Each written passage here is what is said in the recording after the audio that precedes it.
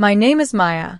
I was raised by two down-to-earth parents who, through consistent hard work, amassed considerable savings, yet chose to live like any typical middle-class family.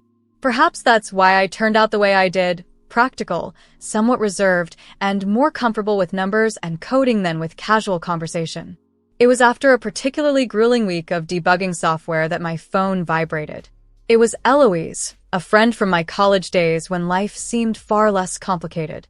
Hey Maya, it's been a while. Are you free this Saturday? There's this nostalgic river cruise you should join, she suggested. Normally, I'd have looked for any excuse to decline, but Eloise's timing was impeccable. I was in dire need of a change from my regular routine of coffee and coding, so I accepted. The sun was setting as I reached the pier. The cruise ship was an endearing, albeit slightly weathered vessel that seemed as if it had seen its share of adventures. Boarding the ship, I felt distinctly out of place in my baggy sweater and worn jeans amid a lively crowd dressed for a festive evening.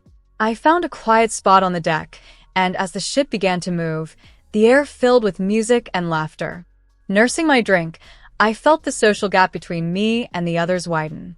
Then he appeared, Hayden. I didn't know his name yet, but his loud laughter and easy charm were unmistakable. He navigated the crowd with a grace I envied. Just then, Eloise reappeared, her timing as perfect as ever. Maya, you really should meet someone, she said, and before I knew it, she had fetched Hayden. Hey, he greeted me with that effortless smile, pulling up a chair. Eloise tells me you're in tech. That's cool. I can hardly update my apps without help, he chuckled. His words might have felt dismissive, but his tone was genuinely admiring, and to my surprise, I found myself laughing. I do a bit more than just updates, I replied. It's not glamorous, though. Lots of late nights staring at screens. Our conversation flowed naturally from work to hobbies, a rarity for me when meeting someone new. Hayden didn't seem to mind that I wasn't a part of the usual, vibrant crowd. As the evening unfolded under the warm glow of the ship's lights and the distant city skyline, we were both surprised when the announcement came that we were heading back to the pier. We should do this again, Hayden suggested as we docked, asking for my number. Surprisingly, I found myself agreeing and typing my number into his phone. Hayden was true to his word and called the very next day. Hey Maya, free for dinner this week? There's this quirky little diner I think you'll like. Intrigued, I agreed. The diner was a cozy spot, tucked away on a side street, adorned with vintage memorabilia and the soft sounds of old hits from a jukebox. It was perfectly laid back, with no pretensions. As we settled in, Hayden's charm was in full swing, intuitively guessing my preferences as if he had known me for years. It was both flattering and a little surprising how comfortable I felt. I lightly joked, "You get me, don't you?" as the waitress set down our milkshakes, his chocolate and mine strawberry, exactly how I prefer. Hey, I pay attention, he replied with a wink, encouraging me to dive into details about the app one was developing. I shared about my latest project, simplifying the technical details. Hayden seemed more intrigued by the stories behind the coding, and his interest in me as a person was apparent. As we wrapped up our meal, he insisted, "Dinner's on me tonight. You can get the next one." It was a small offer, but it felt significant, a simple pact between us that continued to define our relaxed and spontaneous dates. A few months into our relationship, Hayden suggested we meet his parents. I was understandably nervous, but he reassured me, they're laid back. You'll see. His parents resided in an affluent neighborhood, their home both spacious and impeccably decorated. We were greeted with warm smiles and ushered into a living room that could have been featured in a home decor magazine. Maya, lovely to finally meet you, his mother, Cora, said as she embraced me. Hayden has told us so much about you. Dinner was an elegant affair, but soon, the conversation took a probing turn. His father, Tyler, led with, "So, Maya, Hayden tells us you're in tech. That must be good money." As I nodded, playing it cool, "It's a growing field." "I've been fortunate," Cora added, with a scrutinizing look, "and they pay well at your company? Must be nice being so young and independent." I responded, "Yeah, it's decent," and focused on my meal. Hayden gave me a reassuring nudge under the table, signaling to keep things light. As the evening progressed, the questions subtly shifted towards my family background. "And your parents, what did they do?" Tyler inquired, wine glass in hand. "They're retired now. My dad used to run a small business," I explained. Cora's expression fleetingly dropped. "Oh, interesting," she said, her disappointment barely masked. "They must be proud of you making your own way." The rest of the evening was filled with more superficial chatter, but I couldn't shake the feeling that I'd been subtly interrogated. On the drive home, I mentioned to Hayden, "Your folks sure ask a lot about money," trying to keep the tone light. Hayden chuckled. "That's just them being curious, don't worry about it." Yet, something felt off, as if they were assessing me, gauging something more than just how well I meshed with their son. My parents lived in a modest, cozy home. The kind you might overlook, but filled with warmth and genuine contentment. As Hayden and I arrived, my father stood by the door, his expression hard to read. "This is it," Hayden remarked, scanning the simple setting. "Yep, this is home," I affirmed with a forced smile. "It's not large, but it's full of heart." Inside, my mom had prepared a humble spread of home-cooked meals, the kind Hayden wasn't accustomed to. My dad reached out with a firm handshake. We settled in the living room, and the conversation felt awkward, the atmosphere charged with an unspoken tension. Hayden's gaze wandered, taking in the dated decor and family photos on the shelves. "So, Mr. Tucker, Maya told me you used to run a business. What was it?" he inquired, his curiosity tinged with an undertone that seemed more about sizing up than genuine interest. My dad chuckled, a sound that didn't quite reach his eyes. "Oh, a little of this, a little of that." Hayden's father had spent most of his career in trucking before retiring, a straightforward, unglamorous job. Meanwhile, Mrs. Tucker had always been a homemaker. As Hayden glanced around, his eyes briefly met mine, seemingly searching for any flaws in my family's background. My mother responded with a radiant smile, her demeanor undisturbed by the subtle tensions. "It's been a fulfilling life, not centered around money, but around our close-knit family," she declared. I could see the tension in my father's expression as Hayden responded with a polite nod, clearly unimpressed. Dinner passed quietly, with Hayden offering compliments on the meal, though the conversation soon dwindled once again. After dinner, as we escorted Hayden to his car, my father whispered, "Think about what I said, Maya. There's no rush on the wedding." His concerned gaze lingered as I hugged him, but my emotions for Hayden blinded me to any caution. Our wedding was precisely as I had envisioned, simple and intimate. We exchanged vows in a quaint chapel, surrounded by a handful of friends and relatives. The day was about our commitment, not the spectacle. Post-ceremony, we settled into my modern apartment, which I had invested in heavily. Hayden was genuinely thrilled as he explored every corner. "This is all ours now, huh?" he remarked, embracing me from behind as we admired the cityscape from our living room window. "Ours," I confirmed, leaning into his warmth, feeling a new chapter of our life begin. Life with Hayden soon fell into a comfortable routine where my higher income was just another element of our daily life. It never bothered me. I loved my job and was happy that it provided more than just personal fulfillment. It brought stability.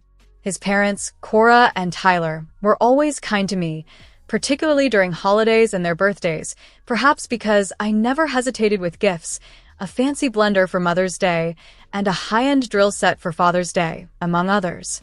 As Christmas approached, gift expectations seemed to escalate. We were at their house, enjoying coffee, when Cora casually hinted, "Maya, Tyler, and I have been thinking about getting new phones. The latest models just came out." I almost choked on my coffee. "Those are pretty pricey, aren't they?" I remarked.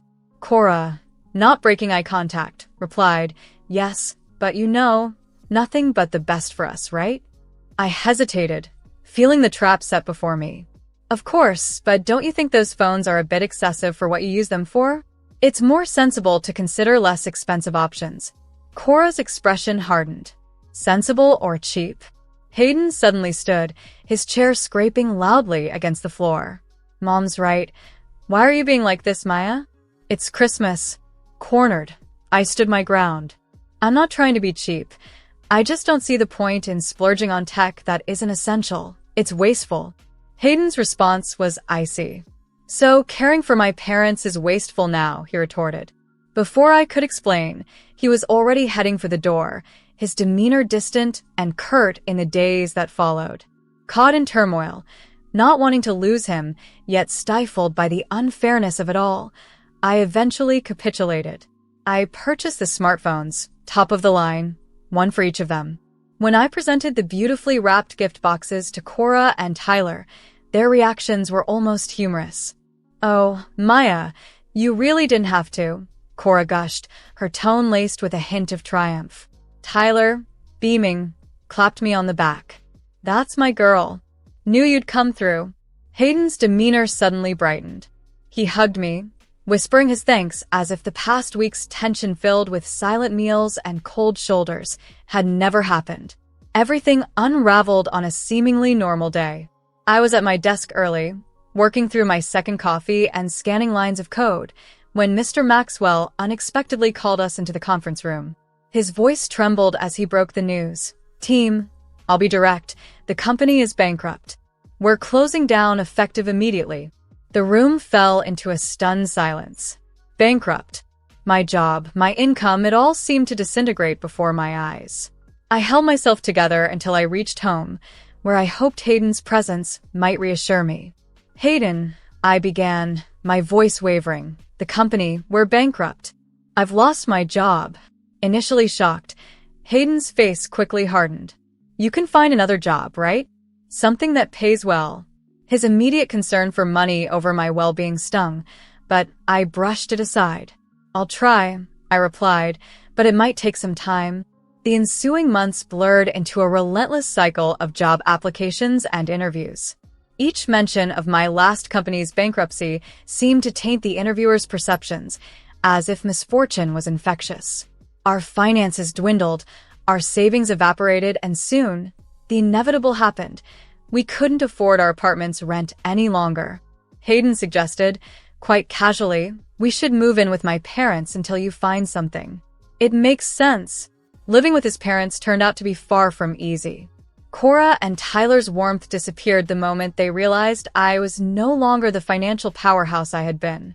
Meals became tense, peppered with not-so-subtle comments about the hard times and the need for me to contribute more. One evening, while I was wrapping up some freelance work, Cora advised, "Maya, dear, try to keep the showers short, will you? Water bills aren't cheap, you know." Dinner that night felt like a trial. Before I even began eating, Tyler started, "You know, Maya, we're happy to help you too, but having you here does bring extra expenses. We're not a bank." My fork paused in midair. "I understand," I replied. "I'm trying to find work. It's just been tough." Hayden remained silent, his quiet adding a suffocating weight to the already heavy atmosphere. Hayden's patience thinned. He snapped over trivial things like unwashed dishes or lights left on. One evening, after another disappointing day of job rejections for me, he exploded. "Why can't you just find a job?" he yelled. "I'm trying, Hayden." "It's not like I'm not trying," I shot back, my frustration boiling over. "Well, try harder. This isn't working. You sitting at home, and I'm stuck here because of you." His words felt like a slap. This was not the same man who had vowed to support me through thick and thin. Every day, the demeaning comments from Cora about freeloaders and Tyler's frequent complaints about supporting me chipped away at my spirit. I felt increasingly isolated and trapped. I longed to call my parents, craving even a few words of comfort in this relentless storm. But I couldn't bring myself to tell them. Their daughter was living like this, dependent and despised. It would shatter their hearts. Cora's birthday dinner was meant to be a small, cozy affair, an opportunity to celebrate within the close-knit circle of family at a nice downtown restaurant. However, I should have tempered my expectations, knowing all too well the absence of warmth in what had become a daily battle to preserve my dignity. As we entered the restaurant, the atmosphere was thick with artificial pleasantries. Cora radiated joy, relishing being the center of attention, while Tyler discussed the pricey wine he planned to order. Hayden was oddly cheerful, laughing exaggeratedly at every minor jest his parents made. As we settled at our table and the waiter distributed the menus, I immediately noticed that mine was different, thinner. Perplexed, I opened it to find a significantly more restricted selection. I glanced around to see Hayden and his parents perusing a variety of gourmet options. "Why do I have a different menu?" I asked, striving to maintain a composed voice. Hayden peeked at my menu and smirked. "Oh, that's the budget menu. We thought it would be more suitable for you right now," he said. Cora laughed lightly, adding, "Yes, with no job, you shouldn't be looking at the expensive meals. We have to economize somewhere." Tyler joined in with a boisterous laugh. "Exactly. Maybe just stick to the bread and water." As their words cut deep. Hayden chuckled along with his parents, treating it all as a grand joke. The humiliation scorched my cheeks, and I felt the piercing stares of other diners, some even whispering and pointing their phones in our direction. "I'm not just some freeloader." I stood up, my hands trembling. "When I had money, you all loved the gifts I bought. You loved going out and ordering whatever you wanted because I was paying. And now, I'm just a burden to you?" The restaurant fell silent, all eyes on our table. Hayden reached for my arm, attempting to pull me back into my seat. "Maya, stop this now, you're overreacting," he implored. I jerked my arm away, gathering my purse. "No, I'm done. I'm done being the punchline to your cruel jokes." With every eye in the restaurant on us, Hayden and his parents sat frozen, their faces flushed with embarrassment as murmurs filled the air. I walked out, the cool night air striking my face, a mix of relief and dread churning in my stomach. I didn't return to the celebration. Instead, I went straight to their house, my hands shaking as I hastily packed my bags, throwing in everything essential. The drive back to my parents' house was a journey filled with mixed emotions. The last few months had drained me, and returning to my childhood home felt both like a defeat and a sanctuary. I found my dad in his usual spot, the old recliner in the living room, reading a newspaper. He looked up, his face shifting from surprise to concern as he saw my state. "Maya, what happened?" he asked, his voice steady yet filled with worry. I sank onto the sofa, the weight of everything suddenly too much. "Dad, it's all gone wrong. Hayden, his parents, they were just using me. And now I've lost my job, my marriage, everything." Dad set his newspaper aside, his brow furrowed. "I saw it, Maya. I saw it from the start. But you had to see it for yourself. They were freeloaders, parasites." Tears welled up as his words confirmed my worst fears. "I feel so foolish," I whispered. "But now I've got nothing left," I said, feeling the weight of my world collapsing. Dad leaned forward, his gaze intensifying as he looked at me. "You're mistaken, Maya. You have something invaluable that they can't ever take away. Your intelligence, your skills. Remember who you are," he encouraged. He rose and walked over to his desk in the corner of the room, where he pulled out a checkbook and began writing. "I've been setting money aside for you. Not for a rainy day like this necessarily, but to help launch you when you were ready," he explained as he handed me the check. I glanced at the amount, $400,000, my eyes bulging in astonishment. "This is for you to kickstart your own IT company, just like you've always wanted," he stated, his voice resolute.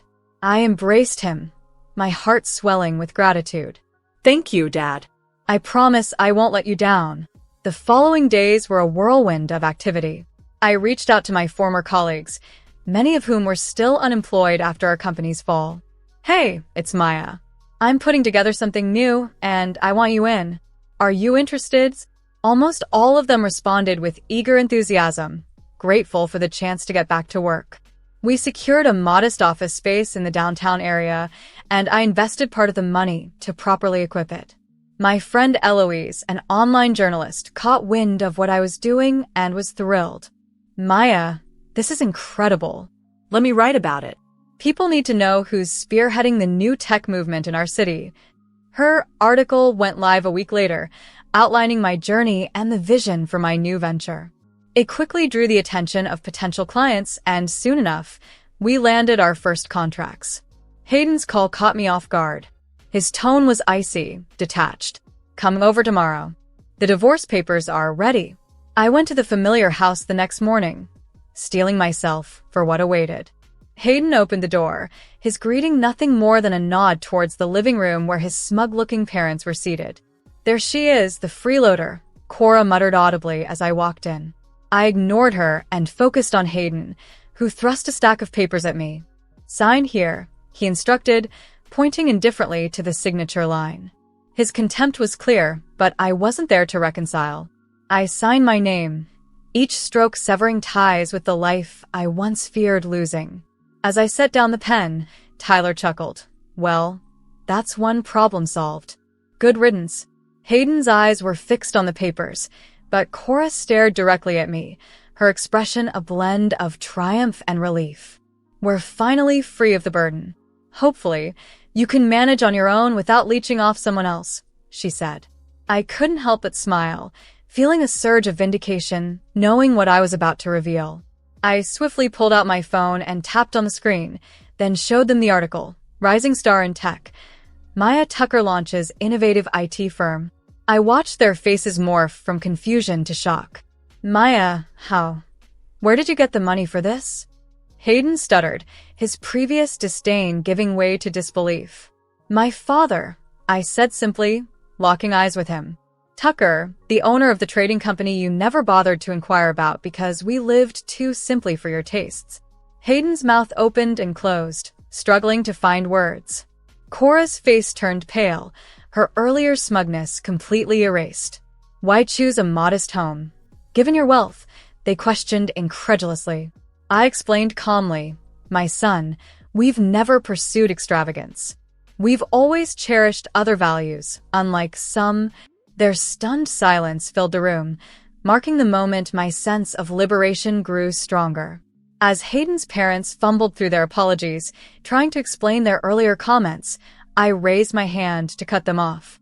Please, save your excuses. Today, you've shown your true selves, and it's been quite enlightening. I interrupted, turning to leave, their feeble apologies trailing off behind me. Hayden chased after me, his face etched with desperation. Maya, can we try again? None of this was meant to hurt you. Let's fix this, he pleaded. Facing him one last time, I replied firmly, no, Hayden, we can't. Goodbye. That farewell marked the end I needed. As I drove off, my phone buzzed incessantly with texts, more pleas from Hayden and his parents. But I was resolved. I replied with a single, definitive word that felt like sealing the past behind me. No. Back in the tranquility of my new office, I took a deep breath. Starting afresh hadn't been simple, but as I surveyed the bustling office filled with my dedicated team, I felt confident in my decision. These were the people I chose to invest in, individuals who valued hard work and innovation, not those who measured relationships by their wealth.